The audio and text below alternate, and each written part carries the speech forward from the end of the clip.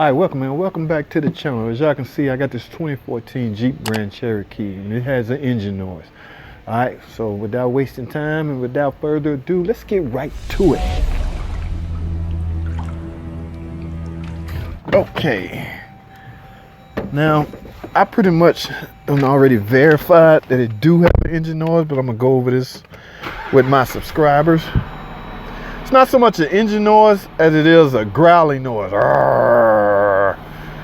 Alright, so now with any kind of suspected engine noise, the first thing you want to do, any kind of engine noise, you don't want to be the blame or the reason for any kind of engine failure. So the first thing you should do is check your oil level. No matter what you think, no matter if they told you there's oil in it, you check your oil level. Okay, and from there, what I want to do is remove, this is a Hemi, like I said. I want to remove some of the accessories so we can get a closer look. And you will be able to tell, well, you should be able to see if anything visual that may be causing it. Alright, and from the look of this, you can see dried up coolant basically everywhere. Matter of fact,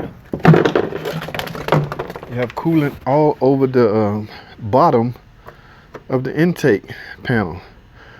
And the only thing coolant related that's up under here is the water pump. Okay, so like I say, always do a good visual inspection. We can see where it's leaking coolant. Now, if you suspect a water pump is leaking, one of the ways you can tell the water pump is at fault, and this one is pretty easy because the water pump pulley is accessible. So just grab the pulley and try to move it. And as you can see and hear, that water pump pulley has failed.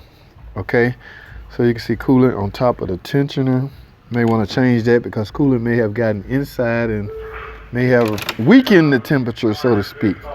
Okay, so what I'm gonna recommend on this car is a water pump, a thermostat, which looks like somebody had off, and a coolant flush. Okay, so that was pretty easy, man. That was a pretty simple diagnostic. And also another thing you want to do after you check the oil and check the car visually is check the computer system. See if you have any fault codes, because you don't want to be get everything repaired and find out you have something electrical wrong. All right, so that's it, man. That's all I have. Thanks for watching. Comment and subscribe.